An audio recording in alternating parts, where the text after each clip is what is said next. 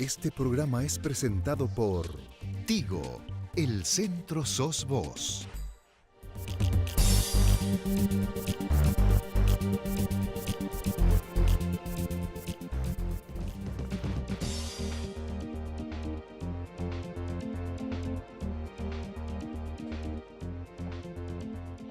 Muy buenas noches. Se han publicado los datos de la encuesta permanente de hogares en la última semana y realmente nos encontramos con una serie de indicadores que creemos que son importantes de discutirlos, considerarlos y tenerlos en cuenta. La encuesta permanente de hogares es un análisis de las familias en general y cuáles son sus niveles de ingresos y cuáles son sus niveles de gastos, en qué tipo de vivienda viven y realizaciones o consecuencias que tiene la economía sobre la vida de las personas en general. Es una publicación que se hace anualmente a partir de una encuesta que se hace entre septiembre y diciembre cada año. Los datos son interesantes y creemos que pueden aportar mucho a un entendimiento de lo que ocurre con la gente, de lo que ocurre sobre todo con los sectores más desprotegidos del país. Vamos a nuestra introducción y después empezamos a discutir los temas de la encuesta permanente de hogares.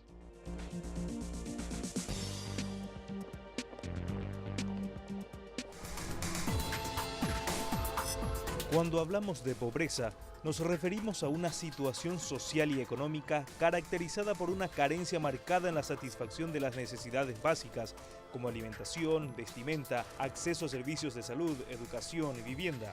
Asimismo, suelen considerarse como importantes para efectuar esta clasificación las condiciones laborales y el nivel de ingresos. Según el informe elaborado conjuntamente por el Banco Mundial y el Fondo Monetario Internacional, 702 millones de personas viven en condición de extrema pobreza en el mundo, lo que representa el 9,6% de la población mundial. En Paraguay, la pobreza alcanza a aproximadamente 2 millones de personas, es decir, a más del 28% de la población total del país. Según los últimos datos de la encuesta permanente de hogares del 2016, más de 387.000 paraguayos viven en la extrema pobreza, es decir, que con sus ingresos no pueden cubrir el costo de la canasta básica de alimentos. En el país, se utiliza la medición de la pobreza monetaria, la cual se calcula comparando los ingresos per cápita de los hogares con las líneas de pobreza, mientras que en otros países lo hacen por el gasto de las familias.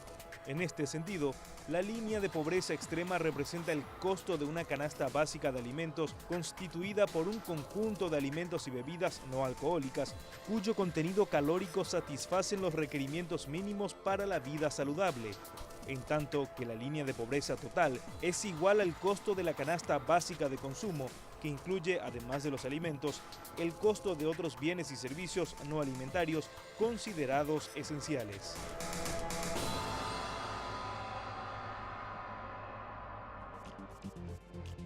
Los datos de la encuesta de hogares nos presentan en realidad sobre una situación de pobreza, nos explican cuáles son las condiciones bajo las cuales una persona o una familia podrá estar en situación de pobreza o no.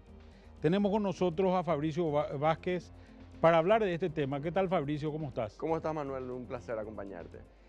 Bueno, básicamente lo primero que tenemos que ver es cómo ha cambiado la canasta y qué es lo que ha ocurrido con esta canasta en este periodo de tiempo transcurrido desde la última medición que fue en el año 2015. Claro, tenemos algunas modificaciones importantes, algunas adaptaciones, no cambios metodológicos, sino adaptaciones que se pueden resumir específicamente en dos. Primero, el recálculo de la canasta básica de alimentos, donde se consignan, donde se tenía como base la del 97 y 98, es decir, ya mucho tiempo, 2 décadas, y esto se ha modificado.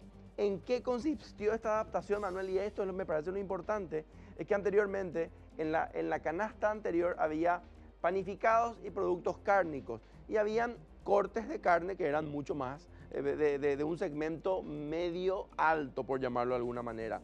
En cambio, como una tapa cuadril o un lomito. Un lomito, exactamente, que son productos caros. Entonces, para el pobre también se le se le indicaba que ese era el producto de consumo y se le medía por si llegaba o no a ese tipo de producto. Sin embargo, cuando se desagregan los tipos de carne... O sea, como que estábamos forzando a tener más pobres de lo que tendríamos que haber tenido. Exactamente. Entonces, al incorporar cortes más populares, puchero, carnaza y compañía, eso hace que en buena parte la canasta básica de alimentos para los más pobres baje de precio, baje de valor. Y esto es válido para los productos cárnicos y para los productos panificados también. Sin embargo, y para equilibrar un poco esta parte de que en alguna parte la canasta básica baja de valor, en otra sube porque mira, Manuel, tenemos internet, tenemos celulares y tenemos combustible que tienen un mayor peso. ¿Por qué? Porque en estas 2 últimas décadas los paraguayos andamos más en moto, tenemos celulares. Por más que la moto nosotros haya diésel, ¿verdad? Claro, ¿verdad? Pero es uno de los combustibles. Entonces, esto hace que podamos observar mejor, con mayor precisión, cómo consumimos los paraguayos. Otro detalle muy importante, Manuel, que se puede ver acá en esta imagen, teníamos unas proyecciones que las familias eran más numerosas. Sin embargo, a partir de los cálculos realizados con los datos del censo de 2012, vemos que la población paraguaya ya no crece como antes, por lo tanto somos menos también. Hay unos ajustes en las proyecciones de población. Entonces, estos son los 2 aspectos principales que son nuevos con respecto a la encuesta que teníamos el año pasado. Hay un tema que vale la pena también recalcar. En realidad hay una canasta de pobreza extrema y hay una canasta de pobreza nomás. La canasta de pobreza incluye todos estos elementos como llamadas de teléfono o internet, incluido alimentos y vestidos. La canasta de pobreza extrema incluye solamente alimentos. Por tanto, podemos decir que básicamente esta era la canasta, esta era la línea que dividía antes a los dos y ahora es esta otra línea la que está dividiendo a los 2 sectores. En realidad, lo que siempre se hizo fue decir, toda esta alimentación, sea la vieja o sea la nueva, lo que alcanzaba era una cierta cantidad de calorías, porque esa es la cantidad de calorías que se supone que necesita un ser humano para poder vivir. Obviamente, esas calorías en este tipo de productos representan un cierto gasto, un cierto costo. Algunas de estas también son producidas internamente. Por ejemplo, el caso de la leche, por ejemplo, en muchas familias tienen una vaca que pueden ordeñar. Claro. ¿Verdad? O los huevos, tienen gallinas que pueden poner huevos, ¿verdad? Claro. Sin embargo, lo nuevo, Manuel, es decir, esto, lo que acabas de decir, componente alimenticio estuvo y siempre las calorías estuvieron aseguradas. Sin embargo, hay nuevos productos que los paraguayos hemos ido incorporando y otros que desaparecieron. La línea baja, por ejemplo, estaba en la canasta anterior y hoy ya casi ha desaparecido la línea telefónica baja y han aparecido otros productos. Perfecto. Creo que esto da una visión bastante general de qué es lo que ha ocurrido. Y acá hay también elementos que son importantes de considerar, creo yo, ¿verdad? Me parece que es importante. Hay una cuestión que ocurre acá. A medida que nos cuesta más caro comprar los productos, o sea, a medida que hay inflación, es también en la misma medida en que va a haber un montón de gente que no va a poder acceder a eso, ¿verdad? Porque no tuvo ese mismo incremento en su nivel de ingresos. Entonces, vemos que a nivel de pobreza extrema hubo inflaciones muy fuertes. Nosotros hablamos de una inflación que estuvo por debajo del 4% cuando miramos datos del Banco Central. Sin embargo, la canasta de pobreza extrema a nivel urbano subió 7% y la canasta de pobreza a nivel rural subió otro 7%. Con respecto al 2015. Estamos hablando en un año, ¿verdad? Claro. Estamos hablando de que esto ocurrió en un año. Y por otro lado está también el caso de la pobreza total, que tiene incrementos menores que los que se habían verificado anteriormente. Obviamente lo que vemos es una inflación de alimentos que es la que más impacta, muy llamativa, ¿verdad? ¿Cómo crees esto que se manifiesta? Porque muchos de estos pobres extremos también tienen mecanismos a través de los cuales pueden consumir. uno de sus mecanismos es, por ejemplo, tener animales. Sobre todo a nivel rural, esto es muy llamativo, ¿verdad? ¿Cómo impacta ese tipo de cosas en la determinación de estas líneas de pobreza? Bueno, impacta porque en la medida en la que la familia tenga esa disponibilidad de animales y tenga una capacidad, una fuerza laboral para poder mantener a estos animales, va a tener mayor acceso a estos bienes. Sin embargo, todavía estamos explorando los datos de tenencia de animales de la encuesta permanente de hogares para observar cómo se da eso. Pero también tenemos que reconocer que hay una erosión sostenida de la capacidad productiva. Las familias están dejando de producir, migración de jóvenes, un conjunto de problemáticas asociadas al sistema de reproducción social histórico que ha tenido la agricultura familiar, y que una parte importante de esto es el debilitamiento de las actividades productivas, que son actividades productivas para generar propios alimentos.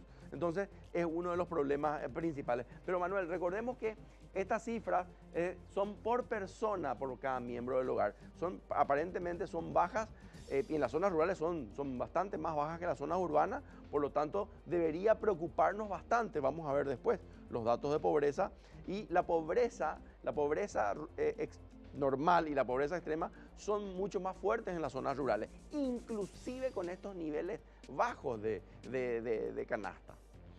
Bueno, tenemos gente que ha trabajado en el grupo asesor, digamos, que ha trabajado con la Dirección General de Estadística, Encuestas y Censos para determinar esto, y les hicimos algunas preguntas. Vamos a ver qué nos dijeron.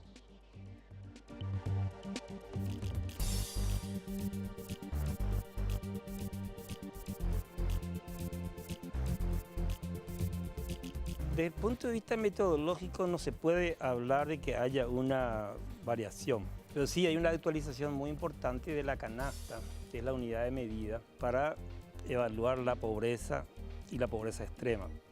La pobreza, que es el nivel en que se encuentra la persona que no puede pagar su canasta básica, y la pobreza extrema, que es la cantidad de personas que no pueden pagar ni siquiera la parte de alimentos de esa canasta. Según una metodología tradicional no hay cambios muy importantes, o sea, no hay cambios metodológicos. Lo que hay es una actualización. Se pasó de una canasta más pequeña, menos diversificada, a una canasta mayor, y entonces se tienen nuevos datos, no solamente de acá en adelante, sino que también se hace una retrospectiva. Se ve de acá para atrás. La encuesta de hogares que se hace desde el año 97 aproximadamente tenía parámetros, se venía utilizando los mismos parámetros que empezaron a mediados de los 90. Obviamente que con el correr de los años estos parámetros estructuralmente cambian, porque cambian la cantidad de bienes y servicios disponibles en el mercado, cambian las preferencias de la gente, cambia el ingreso mismo de la gente, puede consumir más cosas de lo que consumía hace 20 años atrás, ¿verdad? Entonces, obviamente que en la medida en que pase mucho tiempo sin modificar los parámetros, hace de que los indicadores vayan reflejando cada vez menos precisamente lo que está pasando en la realidad, que finalmente es un poco la intención de una encuesta de este tipo, ¿verdad? La Dirección de Estadística y Censo hizo una encuesta de presupuesto familiar de vuelta, que es una encuesta compleja. Hay que hacer seguimiento de familias por un periodo largo de tiempo para entender con claridad en qué gastan, cuáles son el consumo, qué consumen las familias, digamos, ¿verdad? Por lo menos las familias que están dentro del objetivo de la encuesta, las familias que están en el rango de los niveles de pobreza, más o menos, ¿verdad? Y creo yo de que esa actualización permite tener hoy parámetros más ajustados a la realidad de hoy. Eso obviamente hace de que los indicadores que estemos sacando sean mejores de lo que teníamos en las encuestas anteriores, ¿verdad? Creo que es un paso positivo, es un esfuerzo grande que hizo la Dirección de Estadísticas, y nos va a permitir poder tener, obviamente, en los próximos años mejores mediciones respecto a la pobreza total como también a la pobreza extrema, ¿verdad?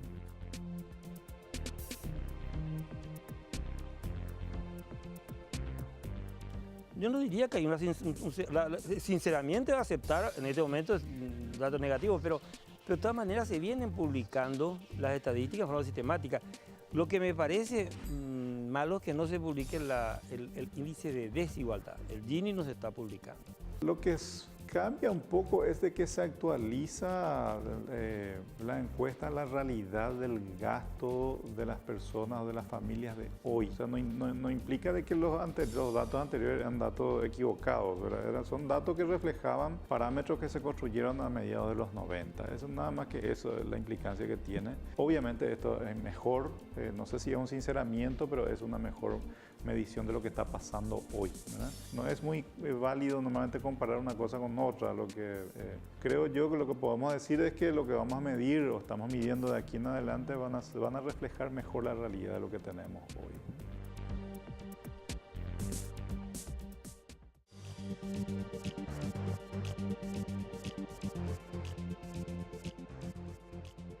Tenemos también con nosotros acá a Víctor Gauto. Buenas noches, Víctor, ¿cómo estás? Muy bien, muchas gracias. Buenas noches, Manuel, ¿cómo estás? Queremos seguir hablando de este tema de pobreza. Vamos a ver un poco qué es lo que ha ocurrido con los indicadores de pobreza en general en este tiempo. Lo que vemos es, desde el año 2007, con una pobreza que se encontraba en valores de 45%, vemos una reducción bastante sistemática que se profundiza entre el año 2012 y el 2013, y lo que vemos a partir de ese momento es que la pobreza se queda más o menos estable en ciertos valores. Hay como una reducción bastante significativa y después una profundización. Lo mismo ocurre con los niveles de pobreza extrema. La pobreza extrema estaba mucho más quieta durante un periodo de tiempo, después se nota una caída, casi una reducción a la mitad, y a partir de ese momento volvemos a ver una estabilización en los valores de alrededor del 5%. ¿Qué fue lo que pasó acá, Víctor? Y estamos viendo que en el 2016 tuvimos un año donde económicamente la dinámica del sector que emplea mucha gente fue menor, y presumiblemente eso haya tenido un impacto muy importante sobre los niveles de pobreza tanto total y extrema. Pero hay cosas que son interesantes de considerar. A ver, Fabricio, si me ayuda. Hasta acá llega el gobierno de Nicanor Duarte Fruto. Hasta acá más o menos llega el gobierno de Fernando Lugo. Hasta acá más o menos llega el gobierno de Federico Franco, y el resto es el gobierno de Cartes. Uno podría concluir, Lugo bajó medianamente la pobreza, Nicanor también, se profundizó en la etapa de Franco, en la reducción de la pobreza, y Cartes no hizo nada. ¿Podemos decir eso? No necesariamente, Manuel, porque no tenemos elementos. ¿Por qué? Porque la intervención del Estado suele ser muy limitada para poder modificar los niveles de pobreza. El único dispositivo que tiene el Estado básicamente son sus diferentes programas sociales. El de Tecoponá, por ejemplo, el de adultos mayores. Pero obviamente el descenso de la pobreza es el resultado de la mayor actividad económica del país, y eso está movilizado principalmente por el sector privado. En este gobierno tenemos el programa Sembrando Oportunidades, realmente una batería de programas sociales, pero sin embargo, como has mostrado perfectamente, la pobreza no solamente dejó de estancarse, sino empezó a crecer en este momento. Entonces, no sé hasta qué punto podemos asociar a cada gobierno. Yo creo que otro tema importante acá que tenemos que decir y escuchar es que en la época entre 2009 y 2013-2014 fue una época muy específica en términos de nivel de precios de los productos agrícolas que Paraguay exportaba, que contribuyó muchísimo para que mejoren los niveles de ingreso en Paraguay y que también bajen los niveles de la pobreza. Pero desde el 2014 a esta parte, esos precios ya no son los mismos que eran en el 2012-2013. Entonces estamos realmente en una nueva coyuntura, en un nuevo normal, como se dice muchas veces, a la cual tenemos que ir ajustándonos, y eso lleva un tiempo y es un proceso. Yo me animaría a decir que posiblemente lo que ocurrió en este tiempo es la economía fue capaz de generar más empleos que gente que entraba al mercado de trabajo. Obviamente, lo que ocurrió fue una reducción del desempleo y el subempleo fundamentalmente, y después de esta reducción del subempleo y el desempleo, lo que empezamos a ver es básicamente que la gente empieza a tener un ingreso que es bastante más sólido que el que tenía anteriormente, y ese mayor ingreso es el que termina sacándote de la pobreza. En otras palabras, es la propia economía la que es capaz de generar sus propias fuentes de trabajo.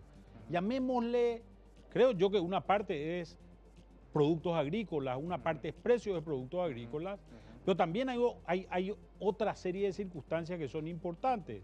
Hay una expansión del sector industrial también en este mismo periodo de tiempo. Hay una expansión del sector comercial y de servicios. Hay gente que al tener mayores niveles de ingreso también empieza a demandar ciertos servicios que son provistos por otra gente. Entonces empezamos a ver que tenemos mucha gente, por ejemplo, que antes no necesitaba un jardinero o no necesitaba seguramente comprar ciertos bienes que anteriormente compraba.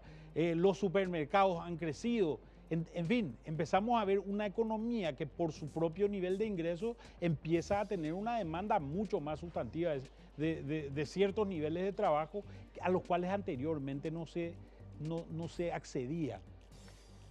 Claro, y esto es importante, complementando lo que decís, varios subsectores de la economía paraguaya que antes tenían un comportamiento relativamente humilde, empezaron a emerger. Hablabas del comercio, el servicio, no debemos olvidar a la construcción, al sector inmobiliario, que también es el resultado de una demanda de los agentes económicos y a la vez es una demanda que genera de vuelta, genera oportunidades laborales y hace que gire más rápido la rueda de la economía.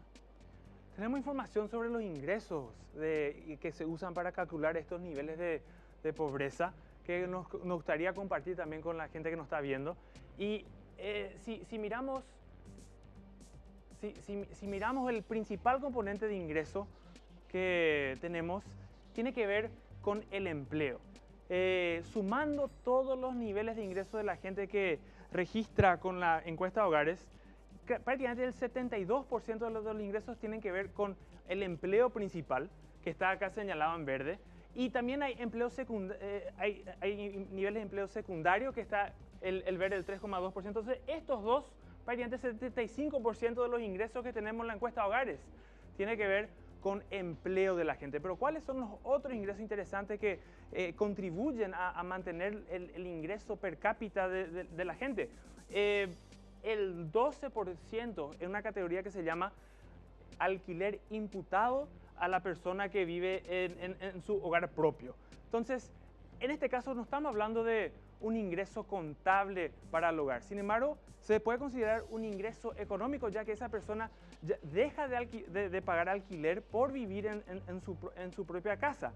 Es como una reducción del gasto, digamos, ¿verdad? Claro. Es una reducción del gasto que se convierte en un ahorro al final. Exactamente. Y vemos que es un número muy importante para el cálculo de ingreso mensual per cápita, que es el valor que define si la persona está por encima o por debajo de la línea de pobreza.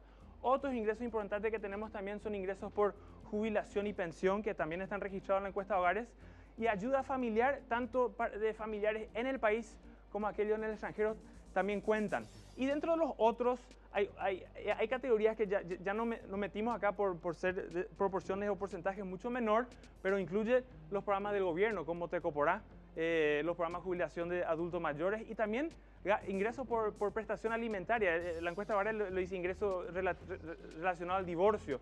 También está incluido dentro de la suma de todos los ingresos que estamos usando para ver cuál es el ingreso por persona que tiene cada uno de los hogares en Paraguay. Hay un tema que es interesante. Si vos tenés una línea de pobreza que está determinada por, más o menos veíamos a nivel de pobreza extrema, 250.000 guaraníes a nivel urbano y unos 214.000 a nivel rural. ¿No sería más inteligente por parte del gobierno decir, ¿cuánto es tu salario? Tu salario es 140.000 y si tenés 250 dejás de ser pobre. ¿Por qué no te doy 110.000 todos los meses y con esos 110.000 que te doy todos los meses te saco de la pobreza? Sin embargo, los programas de transferencia no funcionan así. Los programas de transferencia son un monto fijo y pequeño y cualquier monto sin considerar este tipo de cosas, entonces no te están dando el suplemento extraordinario que necesitas para mejorar tu situación y realmente salir de la pobreza. Y Y eso, estamos hablando del 5% de las personas en el país. Entonces, ese programa sería específico a la población que está específicamente en pobreza extrema, Claro, que es el 5,7%. Pero quiero insistir con eso. En vez, el discurso oficial es que se amplió los beneficiarios de Coponá, pero ¿qué significa? Que a más familias le dimos dinero de forma no suficiente para que dejen de ser pobres. La otra estrategia alternativa sería disminuir el número de familias, pero incrementar el valor para que, como estabas manifestando antes, realmente tenga un efecto estadístico. No, lo que haces es focalizar y decís, bueno, yo voy a agarrar de a 100.000 o de a 200.000 personas por año y voy a sacar a ese grupo de la pobreza, le voy a empezar a dar una vida digna y voy a empezar a pensar en otro tipo de actividades para esa gente que dejó de ser pobre. Las necesidades del que dejó de ser pobre no son iguales a las necesidades del que es pobre.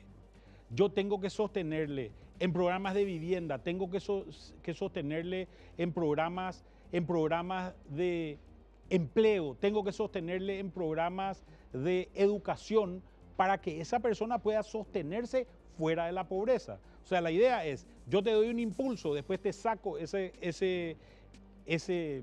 esa plata extra que te doy, pero te ayudo y te acompaño en que vos te puedas ganar tu propia vida. Parecería que es medio tonta la política pública, ¿verdad? Creo, tenemos nuevamente a los analistas que entrevistamos y le queremos hacer un poco más de preguntas para saber qué es lo que opinan con relación a esto. Vamos a ver qué es lo que nos dijeron.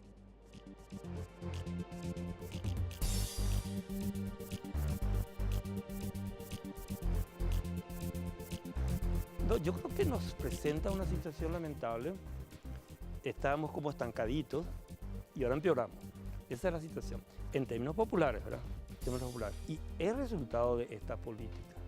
No es que eso ocurre del cielo. Lo que indica el resultado es que podemos ver de dos formas, digamos. Uno es que puntualmente en el año 2016 hubo un leve incremento en la pobreza, un poco más de 2 puntos porcentuales, ¿verdad? Tanto de la pobreza total como también la pobreza extrema, que aumentó también un poco. Más que el indicador puntual de un año que claramente reflejó una situación económica mucho más complicada de lo que estábamos pensando incluso. Si bien los indicadores del Banco Central hablaban de un crecimiento económico del 4%, nosotros insistimos muchas veces de que ese crecimiento del 4% no estaba reflejando la realidad de lo que le está pasando a las personas, porque se basaba mucho en el crecimiento de la producción de energía de Itaipú, por ejemplo, que son cosas que no impactan, no llegan al bolsillo de la gente, o porque la producción de maíz fue mucho más importante de lo estimado, o la producción de soja fue más importante. Hay cosas que por el solo hecho de su ocurrencia en sectores importantes de la economía, finalmente no se reflejan en el bolsillo de las personas, ¿verdad? La situación económica el año pasado fue muy difícil.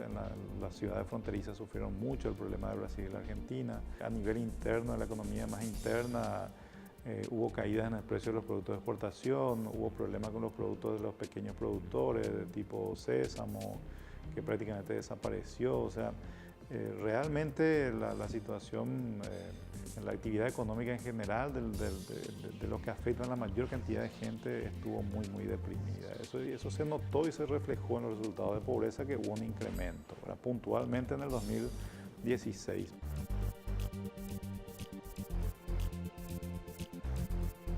Yo creo que la gente se está ocupando de más de estas modificaciones, cuando que el problema principal no es el tema metodológico, no, sino el resultado. El resultado que tenemos un aumento de la pobreza. En realidad, desde el 13 no habíamos tenido una disminución importante de la pobreza, desde el 2013. En cambio, para atrás sí habíamos tenido unos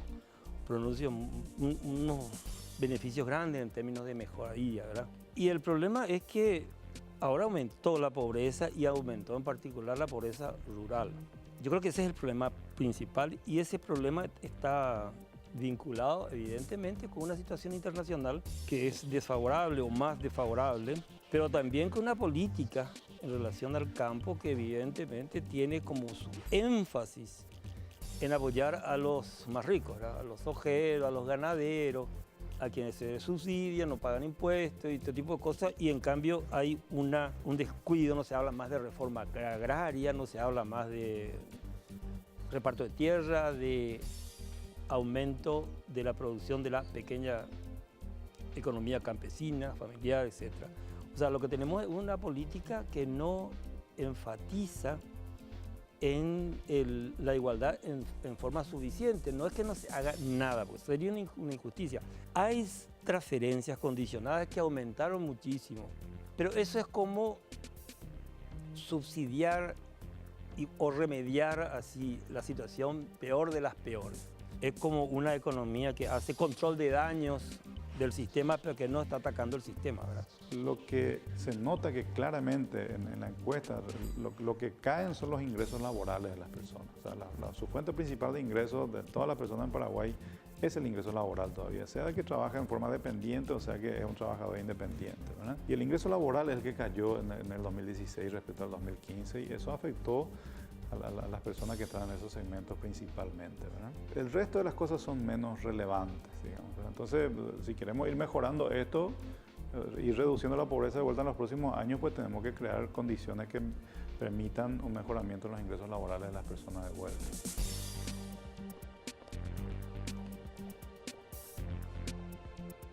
Bueno, para empezar nosotros tenemos que superar traumas heredados, ¿no? Por ejemplo, tenemos la peor desigualdad de la tierra. Eso es una cosa de base, ¿no? En segundo lugar, nosotros tenemos una tributación que es regresiva. O sea, lo que hace el Estado con los tributos, empobrecer a los pobres y enriquecer a los ricos.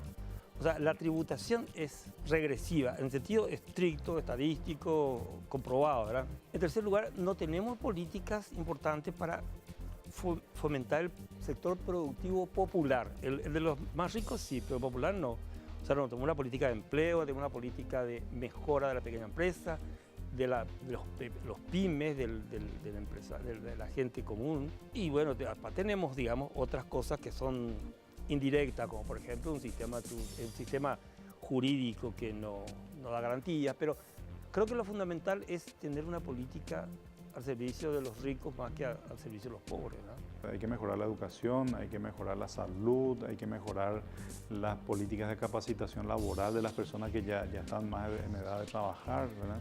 Hay que mejorar las políticas de asistencia técnica a los productores en el campo, que obviamente necesitan mejorar la forma que manejan sus cultivos, ¿verdad? Hay que seguir insistiendo obviamente en una mayor inversión en la infraestructura, que es un tema importante también. O sea, es un conjunto de cosas que necesitamos mejorar para que estén orientados más a la gente, ¿verdad?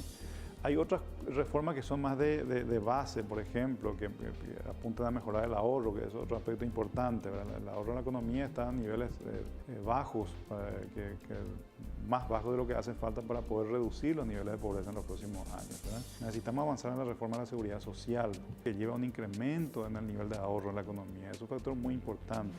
Necesitamos mejorar la calidad del gasto público, generando más ahorro entre los ingresos y gasto público para poder invertir más tanto en educación como en infraestructura como en salud, ¿verdad? El gasto público tiene una pésima calidad todavía. Hemos asignado recursos como por ejemplo, el salario de funcionarios públicos que no redundan en beneficio de la gente ni en beneficio de la economía, ¿verdad? Hay que hacer una reforma integral en la educación que mejore la calidad de la educación que estamos prestando. O sea, hay mucho de políticas públicas aquí que es lo que estamos fallando no solamente ahora, por años, digamos, que no lo hemos hecho adecuadamente y que hoy nos pasan la factura. Obviamente tuvimos años buenos, ¿por qué? Porque desde afuera vino algo muy positivo a través de los precios de los commodities altos, ¿verdad? Pero se acabó eso. Hoy nosotros necesitamos, con nuestra propia creatividad, con nuestro propio esfuerzo, poder seguir creciendo y obviamente que las personas puedan llegar a tener mejores niveles de vida, ¿verdad?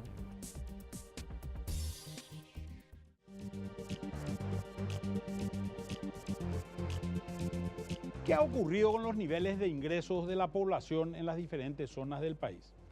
Lo que hemos visto es que en general hay un incremento de la pobreza, pero ¿de dónde viene? ¿En dónde se originó y en qué zonas geográficas se empieza a situar esto? Tenemos una situación bastante mixta. Lugares como Asunción han tenido variaciones en los ingresos. Hay lugares donde se ha crecido en el nivel de ingreso, como en el caso de Alto Paraná, San Pedro o mismo el Departamento Central, a nivel del país se ha mantenido bastante equilibrado esto y hay lugares donde esto ha bajado. Asunción, como señalábamos, y Itapúa. ¿Qué fue lo que pasó, Víctor? Lo que quería mencionar sobre este tema, Manuel, ¿qué estamos mirando acá? ¿Cuál es el número que estamos viendo? Esta es la mediana del ingreso mensual per cápita de todos los paraguayos. ¿Qué es la mediana? Y la mediana, si todos los paraguayos nos ponemos en una fila y de aquel que tiene mayor ingreso a menor ingreso, desde el más rico al más pobre. del más rico al más pobre, pero no solamente el trabajador, también la familia, los niños, que también a quien también se le distribuye ese ingreso. Acá le estamos mirando a la persona que está en el medio mismo de la fila. Entonces estamos mirando la medida más central que podríamos tener para ver cuál es el nivel de ingreso en el medio mismo de esa fila. O sea, acá hay 50% de gente más rica y 50% de gente más pobre. Así mismo. Entonces vemos un salto muy importante desde 2010 hasta 2015-2016, ¿verdad? Estamos viendo ciertamente los impactos económicos que venimos siguiendo y hablando en estos tiempos. En Asunción, el año 2016 habiendo sido uno de transición en términos de comercio informal, en términos de debilidad en el crecimiento del sector servicios, y eso se refleja en cierta parte en los menores niveles de ingreso de la mediana en Asunción, pero vemos también cuáles son los departamentos donde esos niveles de ingresos realmente son bajos en comparación a la persona que está en el medio del país, que son en este caso San Pedro, Caaguazú y Cazapal. 50% de la población en Itapúa tiene niveles de ingresos menores al que está en el medio del país entero. Lo que vemos es que las ciudades, parecería ser que las zonas fronterizas han tenido un impacto diferencial a las zonas no fronterizas, ¿verdad? Esta parecería ser que es una constante. Vemos que Asunción, Itapúa, en cierta medida Alto Paraná han tenido variaciones importantes. ¿Qué es lo que ocurre? Y ocurre básicamente que nuestras fronteras, nuestras zonas fronterizas están impactadas por lo que pasa en los países vecinos, y los países vecinos han tenido procesos diferentes. Brasil ha tenido una crisis económica que ha impactado en la disminución. Paraguay ya no es atractivo para hacer compras, por lo tanto menos brasileños vienen a hacer compras, y eso se traduce en menos ingresos de los paraguayos. Por el lado de los departamentos cerca de Asunción, estamos viendo aquí, en Asunción baja el promedio de ingresos. Puede estar muy asociado también a la ruptura de ese esquema de venta informal. Estamos acostumbrados a ver en las calles de Asunción sillas con gente vendiendo jabones y otros productos de contrabando, que cuando Argentina... Vinos, jabones... Aceite. Que cuando Argentina unifica su tipo de cambio, ya no se vuelve rentable ese tipo de actividades. Vamos a ver en el caso de otras zonas. Esto es un valor más detallado de lo que teníamos anteriormente, ¿verdad? Acá lo que estamos viendo son ya todos los departamentos, ¿verdad? Y estamos mirando las zonas urbanas de cada uno de esos departamentos. Y lo interesante que estamos viendo acá, si miramos las líneas de pobreza urbana y línea de pobreza extrema urbana, que son específicas para las ciudades de Paraguay, los niveles de ingresos del 50% de la población en cada uno de estos departamentos, en general, están por encima de esas dos líneas de pobreza. Tenemos una mayor debilidad en el departamento de Caaguazú, donde el 50% de la persona que está en el medio del ingreso en Caaguazú está levemente por encima de la línea de pobreza total. Pero lo importante que vemos acá es un poco la idea de que la persona en el medio de la distribución está por encima del nivel del ingreso en las zonas urbanas. Por lo menos 50% de personas que están por encima de los niveles de pobreza. Sí, a nivel de ciudades. Exactamente, y más a nivel de ciudades. Pero si nos vamos a las zonas rurales... Vamos a mirar un poco las zonas rurales a ver qué...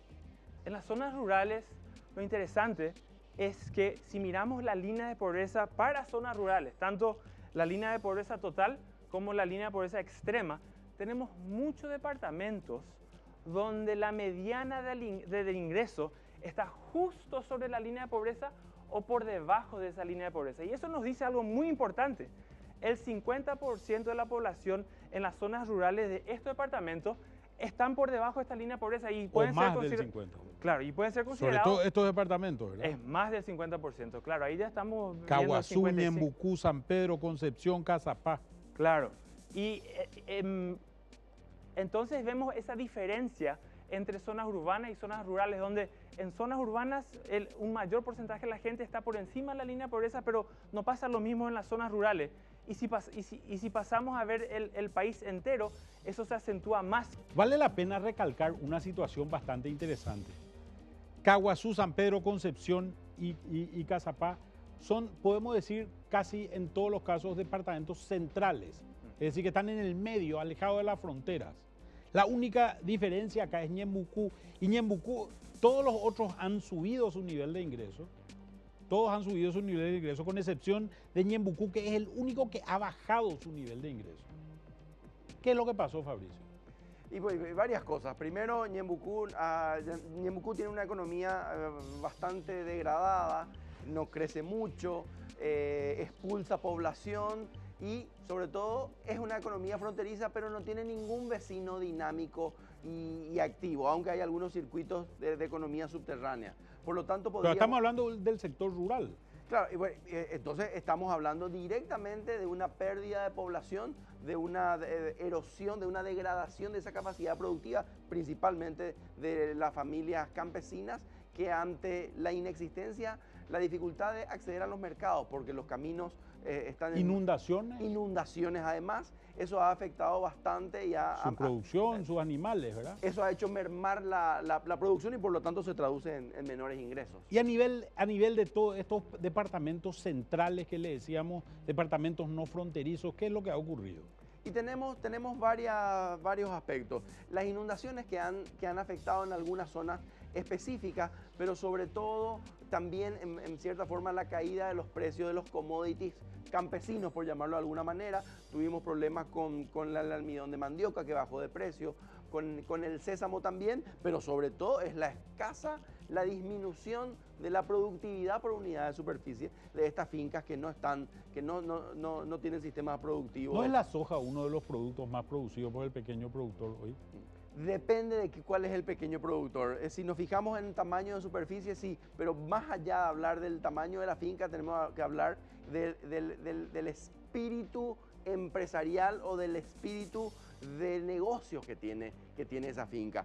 Hay agricultores pequeños que tienen fincas relativamente pequeñas que hacen soja, hay campesinos que están haciendo maíz bajo el formato de la agricultura tecnificada, es decir, mecanizada y con inversiones en tecnología. Pero hoy en menos de 10 hectáreas hay más soja que sésamo y hay más soja que algodón. Sí, definitivamente. Más allá de lo que se quiera tal vez decir. ¿Y cómo quedamos en el agregado? Creo que es la otra historia interesante. ¿Cómo quedamos a nivel tanto rural como urbano? Bueno, acá con los números que estamos compartiendo acá, estamos estirando un poquito la información que tenemos porque usamos la línea de pobreza urbana para todo el país. Y digo estirando porque tenemos dos líneas de pobreza para el sector urbano y rural. Pero acá se marca y se acentúa lo que veníamos diciendo en términos de la diferencia entre sector urbano y sector rural. Vemos que departamentos como Concepción y San Pedro tienen la mitad de su población por debajo de la línea de pobreza, ya en términos agregados, viendo ya las personas que están en el sector urbano y sector rural. Lo mismo vemos en departamentos como Caguazú y Cazapá. Se distingue de eso, vemos también Paraguarí, otro departamento donde realmente es importante esto, vemos 50% de la población de Paraguarí prácticamente debajo de esta línea por eso urbana que manejamos, y se destaca Asunción y Central como los departamentos donde los niveles de ingresos son bastante superiores a los niveles mínimos de pobreza y pobreza extrema. ¿Qué es lo que ha pasado, Fabricio, cuando empezamos a ver regionalmente estos valores? Bueno, ya cerrando este análisis, recordemos que la encuesta permanente de hogares es una radiografía de toda la economía y de todo el país. Entonces, ¿qué pasó en Paraguay en el 2016? Ya pasó bastante tiempo, entonces hay que ver. Primero habíamos dicho crisis económica en Brasil Por lo tanto, eso afecta al comercio de ciudades como Pedro Juan Caballero, Salto del Guairá, Ciudad del Este, y una disminución de la demanda de compradores brasileños, es decir, este turismo de triangulación. Por el otro lado, habíamos dicho que el peso argentino con la llegada de Macri desestimula toda una actividad de comercio no registrado, de contrabando, y esto afecta sobre todo a Asunción y al departamento central. Y en el resto del país, ¿qué pasó? Tuvimos inundaciones, afectaron zonas ganaderas de San Pedro, habíamos hablado de Ñembucú también, el Bajo Chaco fue muy afectado, y esto movió las estructuras productivas normales y hizo que que varias zonas tengan un disfuncionamiento con impacto negativo. La ganadería, hubo también problemas de inundación en Concepción, y no debemos olvidar que la zona de la agricultura tecnificada con soja, maíz y trigo tuvo un buen comportamiento en términos de clima, pero con precios menores. Entonces, este es el esquema que podríamos interpretar de cómo se comportaron las diferentes regiones en el 2016. Bueno, antes que nada, muchas gracias por estar esta noche acá con nosotros. Vamos a ir al corte y después vamos a pasar a las conclusiones de nuestro programa de hoy.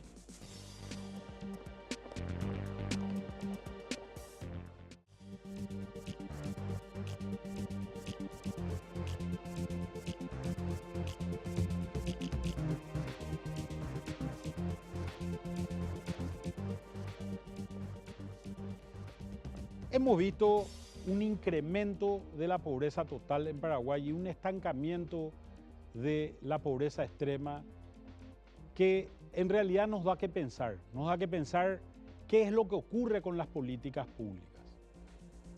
Parecería ser que en realidad la extensión y la expansión de programas de asistencia a los sectores menos favorecidos, como son el caso de Tecoporá o el caso de adultos mayores, no están cumpliendo con su objetivo.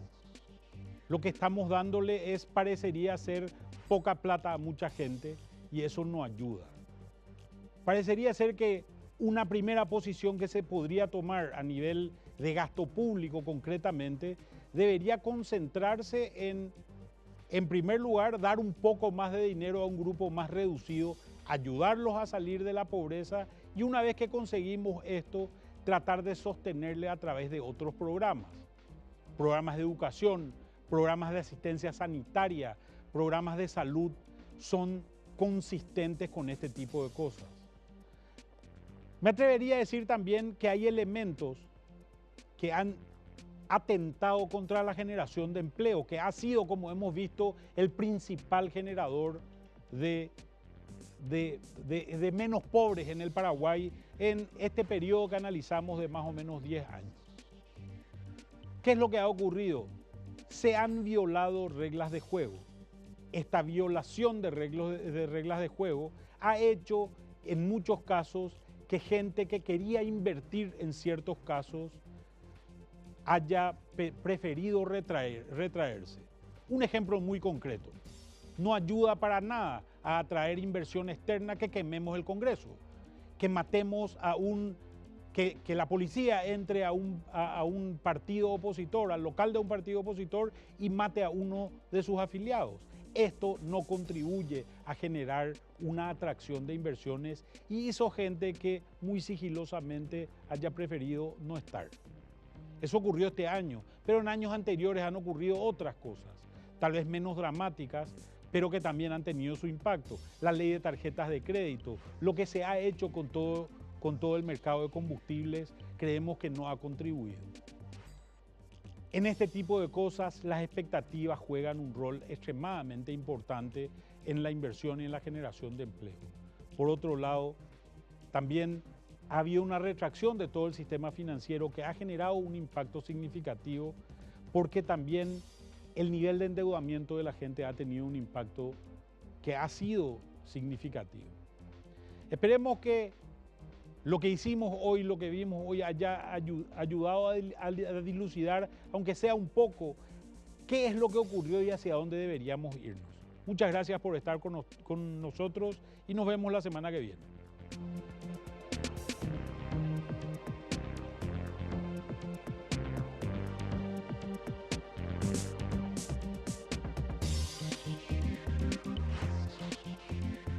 Este programa fue presentado por Tigo, el centro sos vos.